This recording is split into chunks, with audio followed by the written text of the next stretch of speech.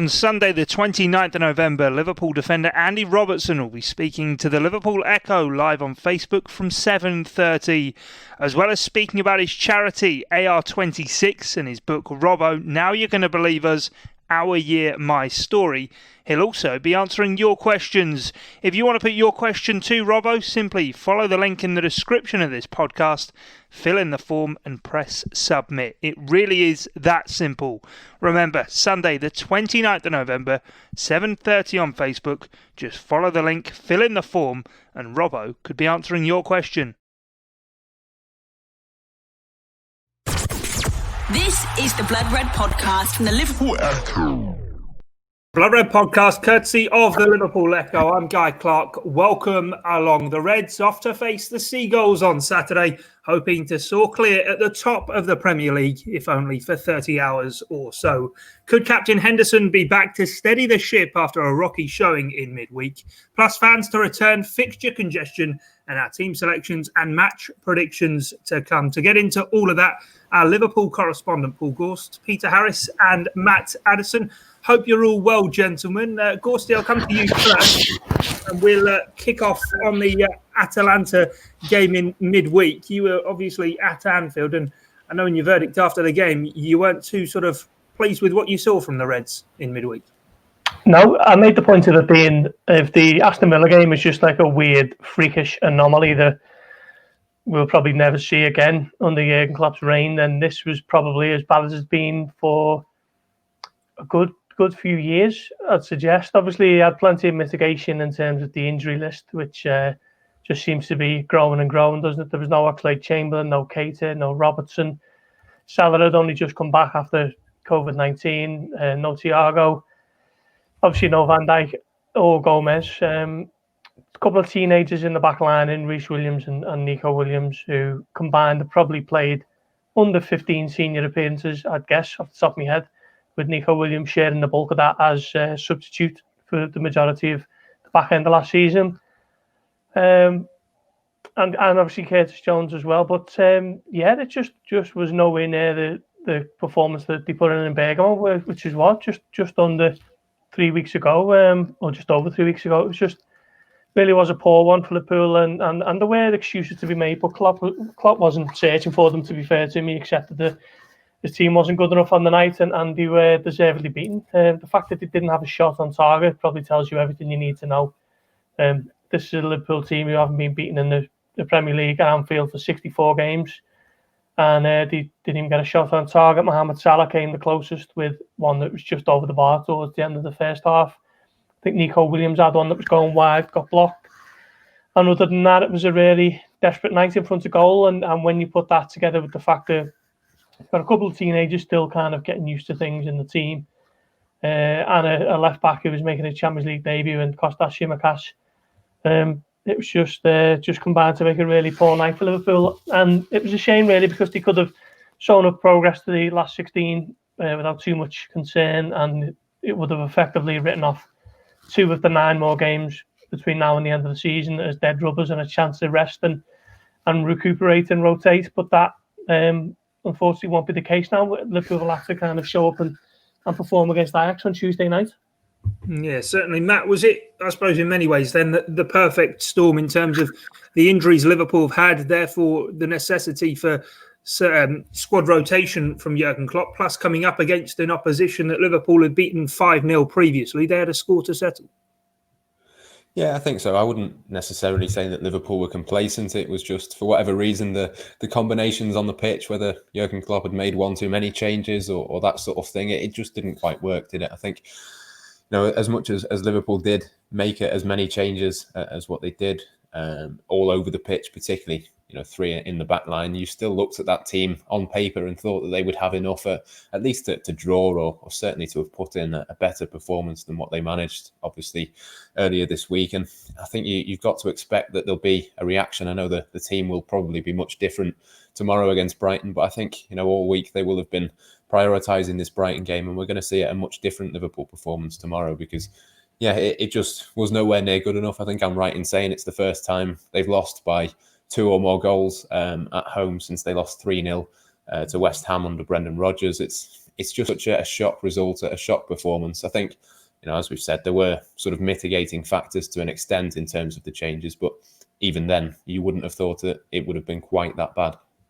Yeah, Peter, is that statistic that Paul mentioned before of not having a single shot on target maybe perhaps the most worrying part of the result? Obviously, there were a number of players come into the side, but not to manage a single shot on target, completely unlike what we're used to seeing from Jurgen Klopp's Liverpool. It was, especially considering who was starting that night. It's straight after an international break and everything that happened with Mo Salah. Was it a bit too soon for him to be thrown straight back in the team? So there was no injury concerns with him, but perhaps he was just a little off the pace, a little, trying to do so many COVID tests and to prove yourself fit is going to have an impact as well, especially travelling so far from international duty. It is a concern, but it's one I think Matt suggested it'll be remedied quite quickly. That's when the real concerns would start. If there wouldn't be, if there's no shots on target against Brighton, that's when you start to worry. Yeah, no, definitely. Paul, one man who did get a rare start was Divock Origi. A, how disappointing was he? And B, has he maybe sort of written the end chapter of his own Liverpool career? Are we at that stage? You're on mute, Gorsty. It could be, yeah, sadly. I mean, he'll always be the hero, only for what he did en route to Madrid and what he did in Madrid. But this was a big chance for him, really, and it was one that he didn't take. I mean, if you think now, obviously, the sign of Minamino, Shaqiri's back in the fold, Jota's absolutely flying, and then you've got the original front three anyway to kind of break in ahead of. This was a chance that there's probably not going to be too many more of these, to be honest. If you think that the January window is 5 weeks away, and Liverpool already got loads of kind of competition for places in that front three.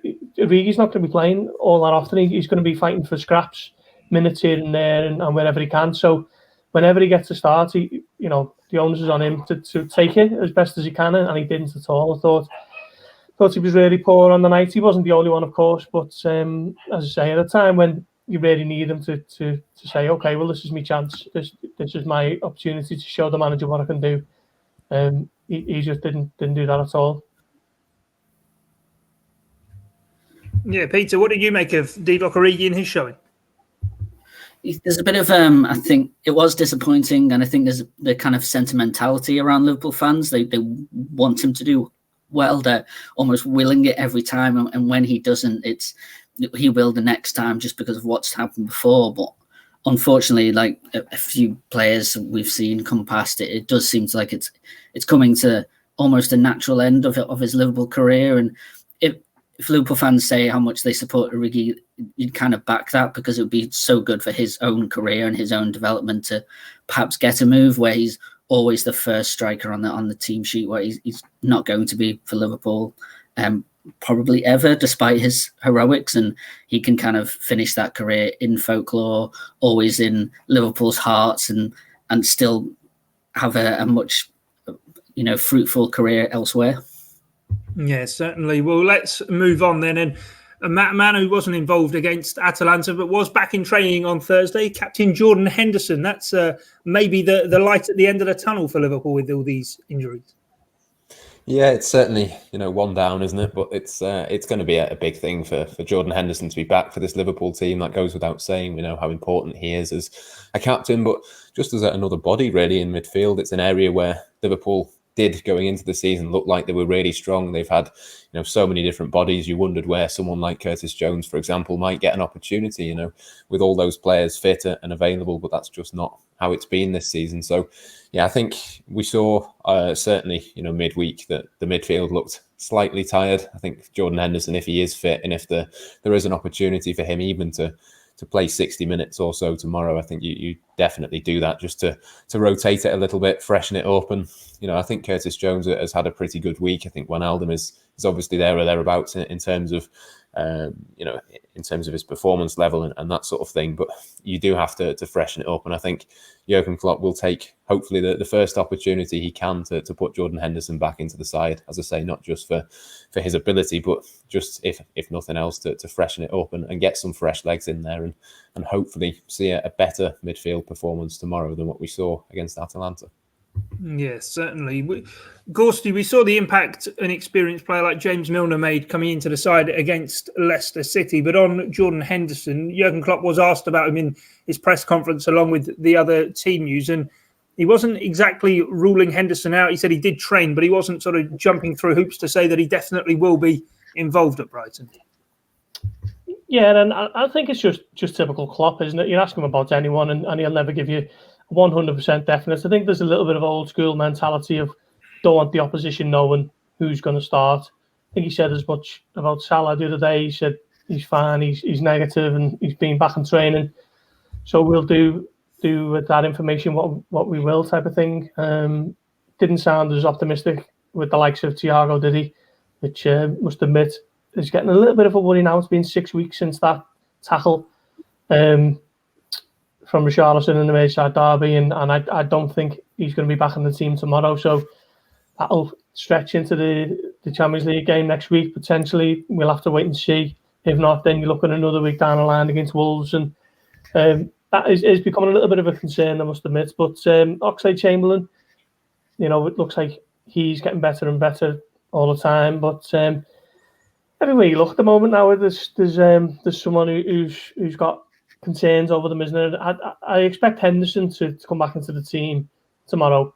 I think it'll be too soon for Oxlade-Chamberlain. It looks like it will be for Thiago as well. But Trent's another one, isn't he? There was it 4 weeks, the initial diagnosis for him when he got injured against Man City. So maybe, hopefully, another week to 10 days he'll be on the mend as well. But I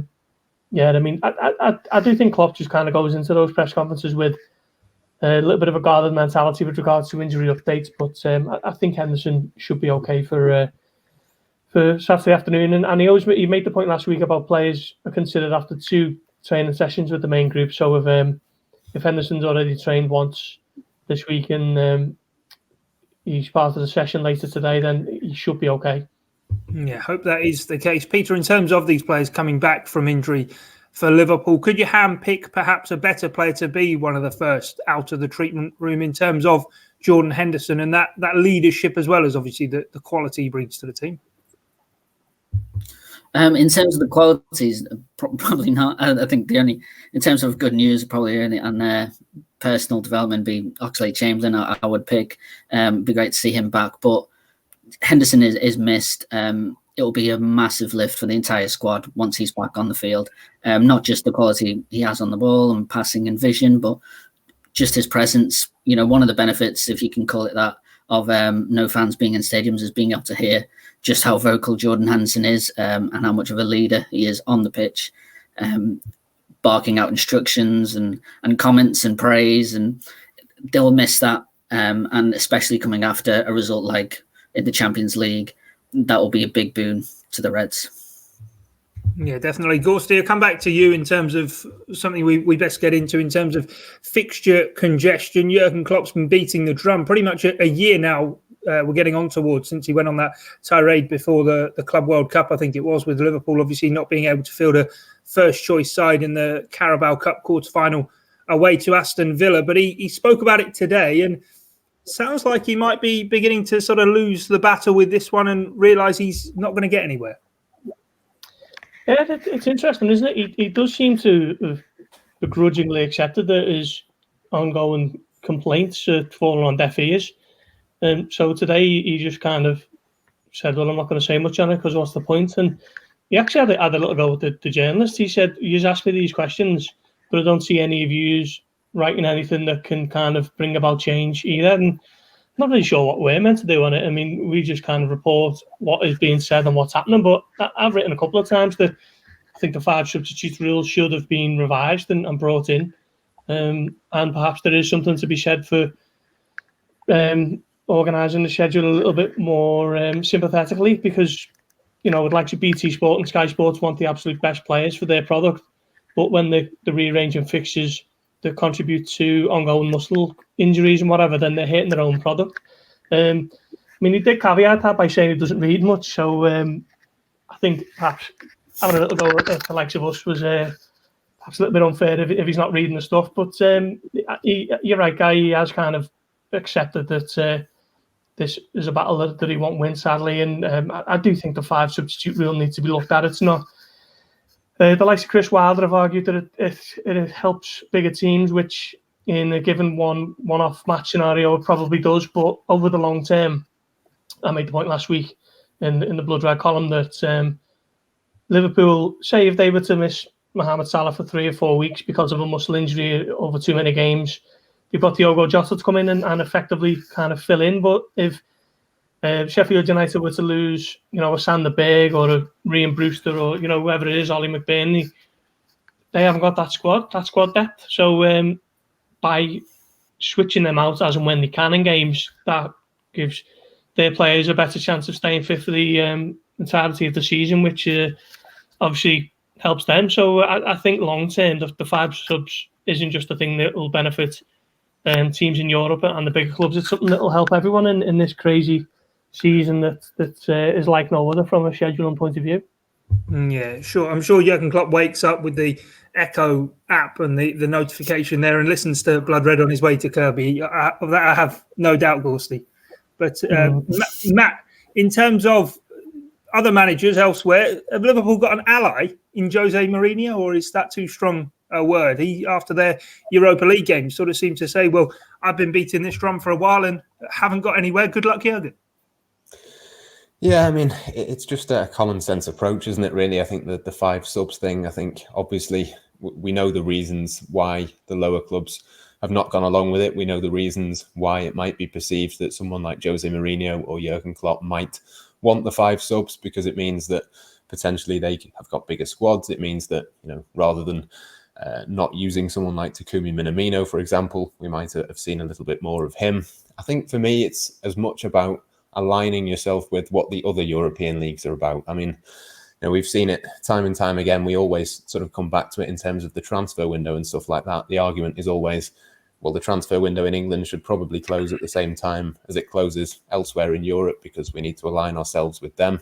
With this, it doesn't seem to have been the same sort of debate that's been had. I think, obviously, we want our teams in this country, in England, to do well in terms of the Champions League, the Europa League. It's not too long ago that we were relying on a couple of these teams going far in the Champions League to preserve that 4th Champions League spot. There was a time not too long ago where that was under a little bit of threat, and I just think we are shooting ourselves in the foot a little bit. As Gorsty says, you are essentially damaging your own product. It doesn't make too much sense to keep driving these players to play every few days.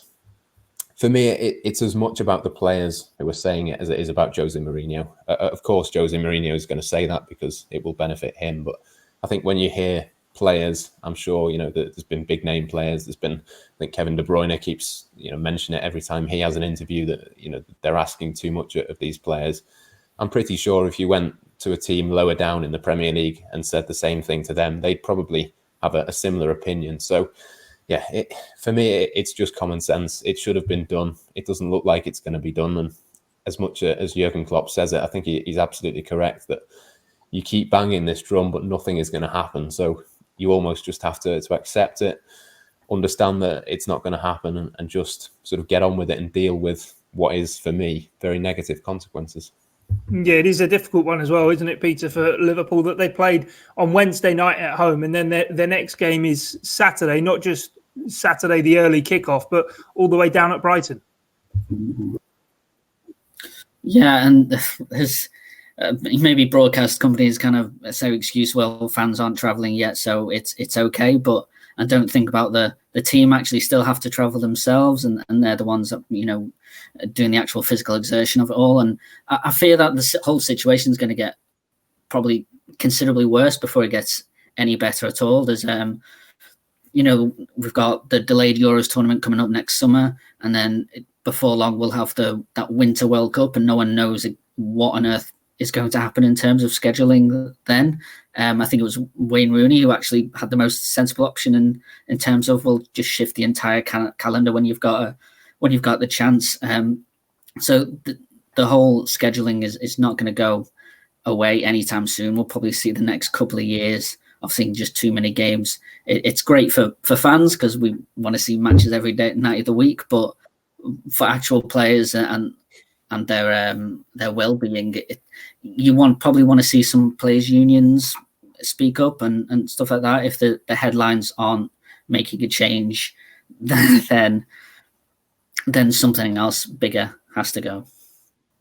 Yeah, we will have to wait and see. Let's have a look then at Liverpool's next 6 games after the game with Brighton on Saturday. So Ajax to come at home on the Tuesday 8 o'clock kickoff, then a Sunday late game at home to Wolves. The week after, they've got Midtjylland on the Wednesday away from home before travelling to Fulham. But then it's the week after that, Gorsty, that we have a repeat situation to what we've got this week. At home to Tottenham on Wednesday the 16th at 8 o'clock. Before Crystal Palace away at 12:30 on Saturday, the 19th of December. So the question I'll pose, and maybe playing devil's advocate here somewhat, is yes, Liverpool have to compete with Tottenham, Man City and Chelsea for the Premier League, but maybe are the broadcasters Liverpool's biggest rivals for the title this season? That's a good way of looking at it, actually. I've never really thought about that, but it makes a good point, doesn't it? I think, I didn't really know how kind of counterproductive and detrimental it was until this season to play on a Wednesday night and a Saturday morning. But Jurgen Klopp, obviously, he's got a degree in sports science and he obviously deals with it day in, day out. He's been so vocal about how much impact it has as opposed to playing even 3 o'clock on a Saturday or 5:30 on a Saturday. It's kind of just the lack of hours that you have for the muscles to rest and recover and so on.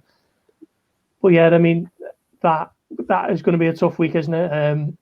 Tottenham obviously flying high this season, so that's going to be a massive game. And then straight to Crystal Palace, who've always been a little bit of a tricky team for Klopp's Liverpool. I think I wouldn't really call them a bogey team. I think that's been overplayed over the years, but certainly there hasn't been many where Liverpool have been able to kind of breeze past Palace. So that's going to be another difficult one. And it's just all hands on deck, isn't it, from now until the end of the season, but until the end of the year. 9 games now between now and 1st of January, which is incredible, really, when you think it's the 27th of November today when we're recording this. It's just really difficult. But this is why Klopp's built up the squad that he has, and for me, it's the best squad that there's ever been for Liverpool in the Premier League era in terms of depth and quality. So hopefully over the coming weeks, starting with Ajax, I think if you get Ajax out the way and then you've got that Midtjylland game to kind of write off as a dead rubber and play something resembling a League Cup team, that'll only help them over the next few weeks, because it's going to be so difficult, really, isn't it, with the graphic that we've seen there over the next 6 games. Yeah, and looking at it, Matt, as well, just sort of, I suppose, adding significance to those games. Of course, Ajax and Wolves are at home, but then 3 of the next 4 are away, which obviously has the travel to Denmark and then 2 games down in London. And the only other home game is that game on the 16th against Tottenham Hotspur. So I suppose as much as it's a couple of weeks ago, we were sat here saying, oh, well, the run after the international break doesn't look too bad. When you factor in all the travel and the arrangement of the games, actually, maybe they do become tougher for Liverpool. Yeah, it is. It is very tricky, as you say. There's obviously a couple of difficult trips away from home there, and I think the only thing that probably saves it in terms of the difficulty is you look at the last couple of games. I think after the Crystal Palace game, I think Liverpool have got a free week. I think they're probably pretty glad that they're out of the Carabao Cup at this stage, because I think I'm right in saying that the quarterfinals of that competition would come in that week just before Christmas. So I think Liverpool, if they were to go all out and full strength on the Wednesday and then the Saturday lunchtime, we know it's not ideal, but I think they would then have, 8 days before the next match. I think I'm right in saying. So I think it's not great on paper. I think it's worth saying as well that as much as it's not brilliant for Liverpool, it's not brilliant for any team. There are other teams out there who would have, big complaints as well. I think over the Christmas period, Liverpool have got it slightly easier than a couple of other teams. I think it's just one of those things where I know we very much look at it from a Liverpool perspective, and understandably so, but I think there'll be a fair few Premier League managers who are not best impressed with that, which I suppose goes back to the 5 subs thing, doesn't it? If you're not best pleased with it, well, it's almost you've shot yourself in the foot a little bit there, because you could have actually helped yourself if you'd have voted for that to begin with. Yeah, as you say, they got a full 8 day Crystal Palace to then playing the game on the 27th, which is, of course, at home to West Bromwich Albion, although that will probably irk some traditionalists that Liverpool don't have a Boxing Day fixture this season, but you can't please everyone. You maybe can't please anyone. Anyway, let's look sort of beyond that. And after the Ajax game, Peter, of course, with the news from the government that after the national lockdown ends on Tuesday, as many as 2,000 fans may be able to go to Liverpool's fixtures, which I presume would be at home to Wolves next weekend. And just what a brilliance it will be to see supporters back inside Anfield.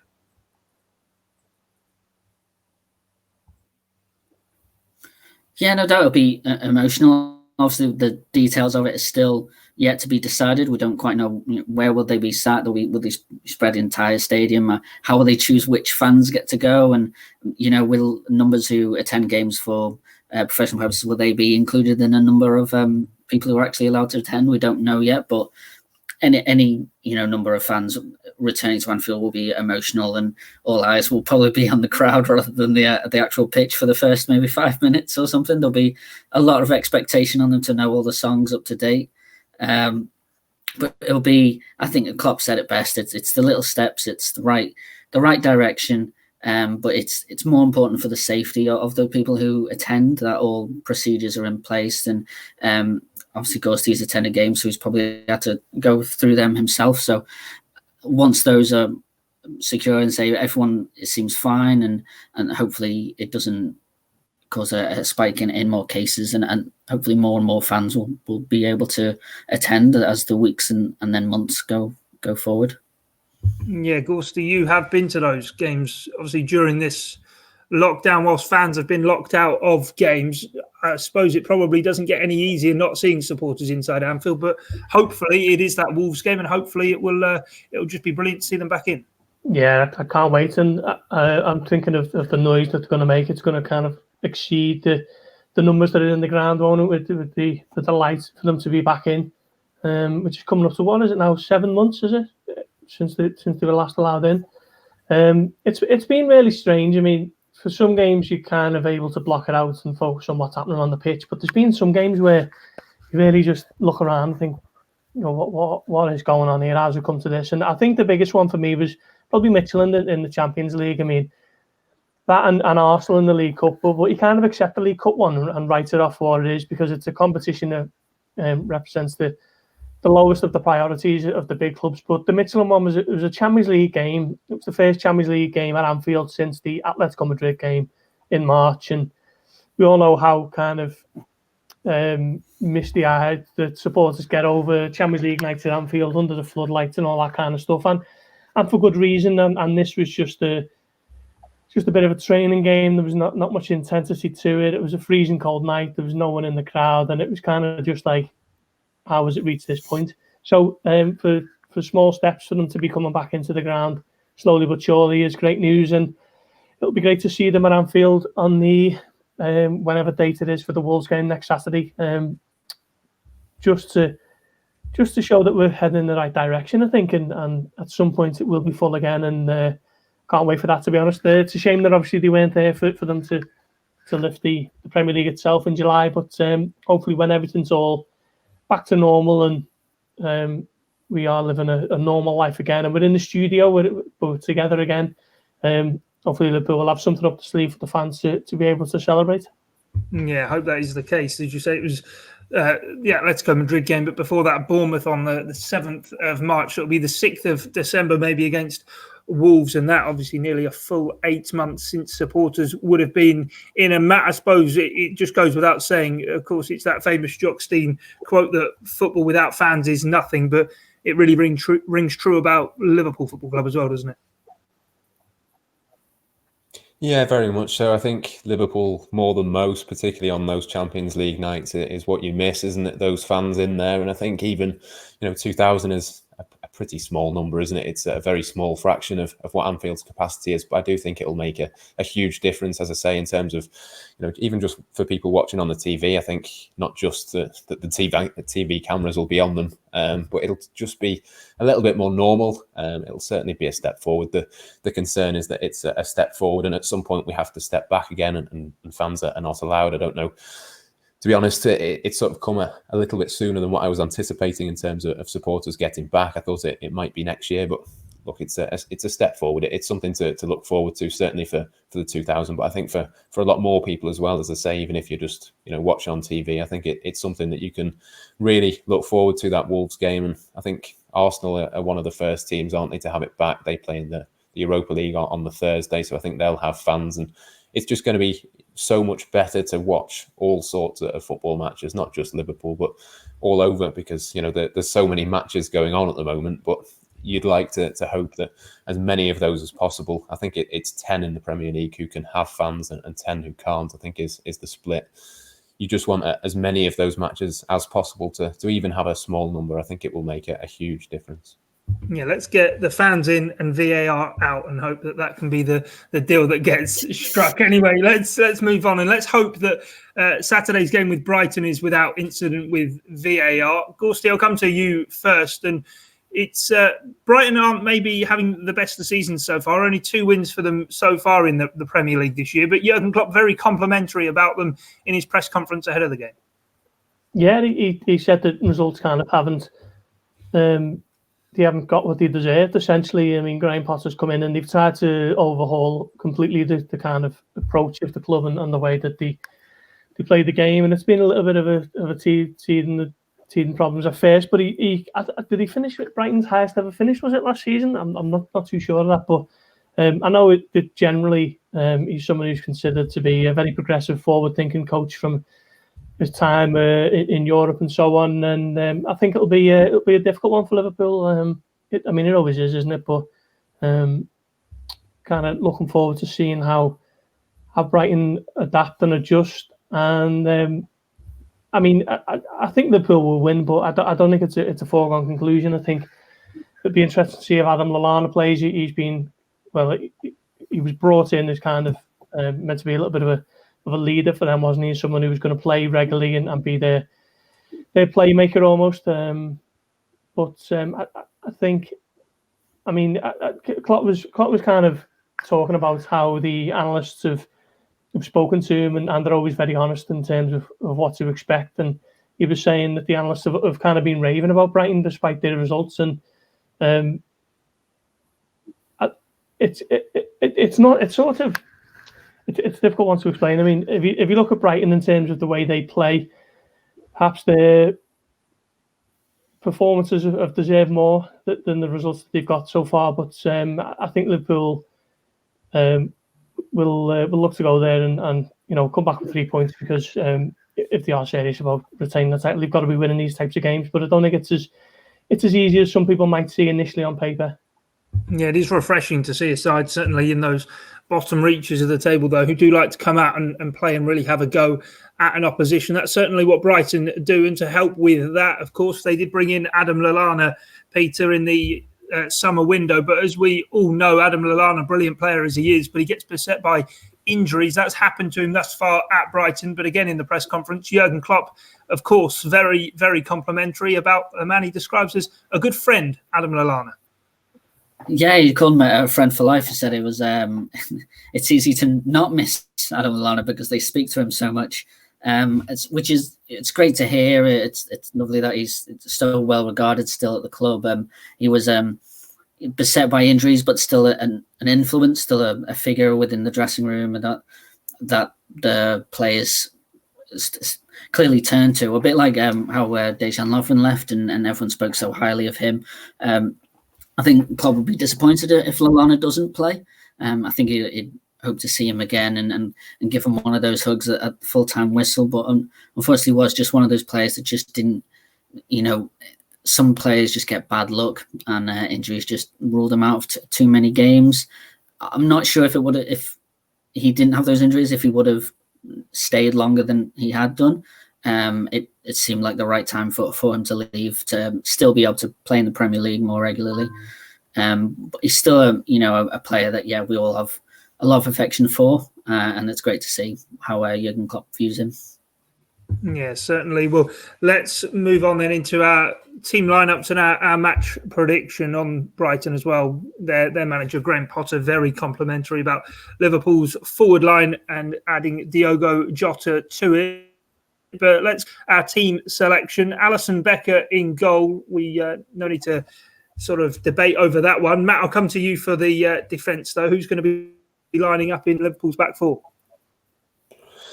Yeah, I think Andy Robertson will come back in. I think that's pretty certain. I think you've got Joel Matip. Hopefully he can play a third game in a week. I'm not sure I would have played him in midweek, to be honest, with one eye on this match. But hopefully he's still okay and is durable enough to play the 90 minutes here. Fabinho, I think, has to be alongside him. And then at right back, it's an interesting one. I'm tempted by Nico Williams.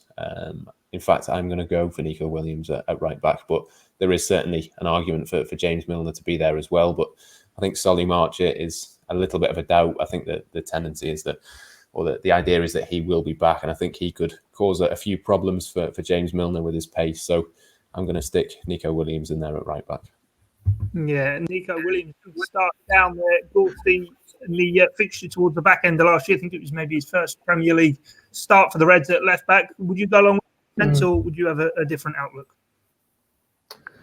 I'm not sure, to be honest. You're right about Williams there. He started at left back, didn't he? I think he only played the first 45 minutes, so it wasn't really a reflection on his performance. I think Tarek Lamptey had a storming game there at the time, but I think, is he suspended for tomorrow? So that's obviously a big bonus for Liverpool, because he looks like one of the amazing young talents. I don't know. I don't think Nico Williams was particularly poor the other night, but I think I might just side with James Milner on this one and put him at right back. All right, Peter, I'll come to you for the midfield. Midfield three, or are we going 4-2-3-1 here? I'd go with possibly the 4-2-3-1. I think I'd like to see the front four kind of come into it. So for the two back midfield two, I like Jordan Henderson back in there, hopefully alongside Gini Wijnaldum, who's I think they're both just really crucial to the current side. Whenever they're not in the side, you can kind of tell in their performance. So said before, Jordan Henderson is the right time for him to come back, and Gini Wijnaldum. Yeah, anyone disagree with that, or are we moving on to the forward line? And if so, Gorst, I'll come to you on the forward line. Are the front four the front four? Yeah, I think so. Obviously, Firmino only got half an hour the other night. Yeah, I don't really see too much in terms of change. I didn't think Salah was great. Thought Mane was probably as poor as I've seen. But they won't play like that. 2 games on the bounce, you wouldn't suspect. So, yeah, that would be mine, yeah. And Matt, Vito, are you sort of agreeing with that, or are you going to change things up here? I'm going to change things up. I think Sadio Mane looked really tired. I think he needs a little bit of a rest. I'm going to take him out of the team. I was really surprised that Origi started and Minamino didn't. I'm going to do my usual thing of putting Takumi Minamino in the number 10 role. So I'm going to go with Jota on the left, which I think is his best position. Salah, I think 100% will play.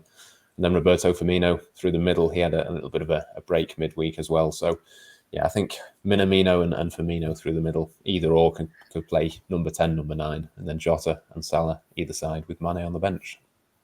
Yeah, let's see how it does go out. Of course, Salah did get 2 in that 3-1 win down at Brighton at the end of last season. But that's it from us here on the Blood Red podcast. Thanks as ever for joining us and previewing the game with Brighton and Hove Albion, wherever it is you are listening in. Don't forget, we've the live event with Andy Robertson coming up this coming Sunday, 7:30 on the Liverpool Echo Liverpool page. You can check it out there, as well as, of course, in the link to the description of this podcast. You will also find the link for our Liverpool FC newsletter, your email address, and directly you will get our top stories to your inbox. But from myself, Guy Clarke, Paul Gorst, Matt Addison and Peter Harris, thanks for joining us here on Blood Red.